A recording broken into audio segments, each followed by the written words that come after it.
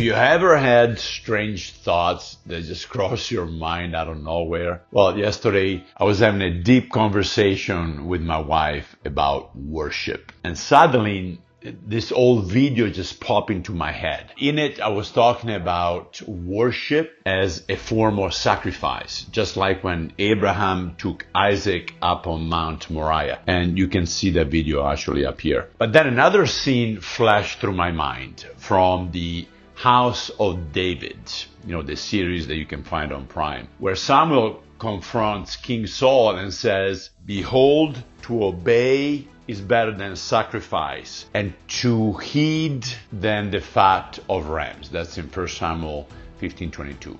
And this too is from another video that you can find up here. So what does God want from us? Are we to worship through sacrifice or obedience? Or maybe even both. So let's try to unpack it together. When you hear the word sacrifice, first of all, what comes to your mind? Often I think it carries a negative connotation because it implies giving up something that is valuable to us, whether it is time or money or pleasure, comfort, convenience, whatever. And in the Old Testament, what we find is that sacrifice was often literal. It was either an animal or grain that was burned for an offering. And people gave their best as a way to atone, to worship, to connect with God. So why then did Samuel rebuke Saul for doing exactly that?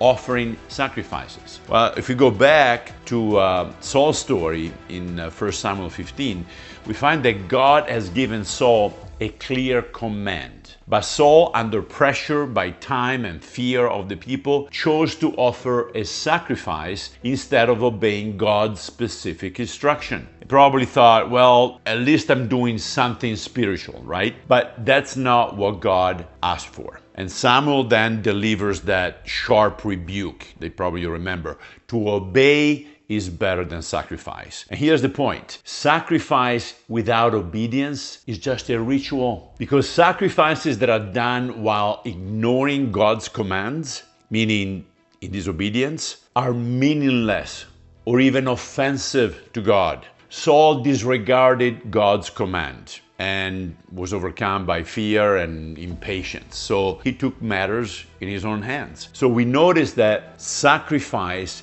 without obedience is empty religion. It might look spiritual, but if it is done while ignoring God's voice, it is empty. And how often do we sacrifice something to God while ignoring what He actually asks for? We give money but hold back forgiveness. We might show up at church but won't surrender an ungodly relationship. We might be singing songs but resist His leading in our daily life. It is like trying to almost bribe God or appease Him while we continue with our own agendas. But here's the truth. God doesn't want our sacrifice if it comes without our heart. So what does your heart desire most? Remember that we all believe in God. Who or what we serve most is our God. Whether it's success, comfort, pleasure, people's approval, whatever takes first place in our hearts is what we are really worshiping.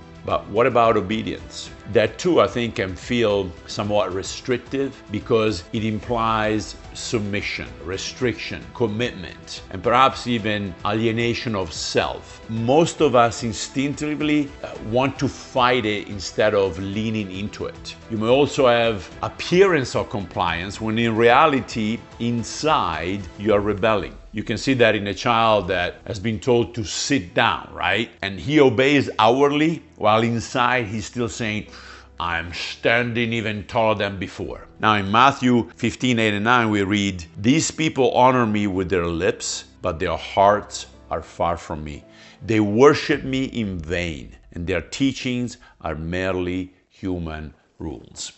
It is very sad that worship of some is considered empty by the Father. And God warns us throughout the Bible, don't bring me counterfeit worship. He doesn't care if we wave our arms in worship. He wants purity. He's not impressed by how exuberant we are. He wants a consecrated life. Now, however, obedience to God out of desire shows that our hearts are submitted to God's will with reverence, with respect and compliance. Obedience to God is not about control, it's about trust. When we obey, we're saying basically to God, God, I trust you more than I trust myself. Dear friends, this can only happen if we nurture a genuine relationship with Him. Not ritualistic, not outwards acts, but the manifestation of an inner surrender. And here's what's beautiful. True obedience is worship. God isn't looking for dramatic gestures. He's looking for hearts that say yes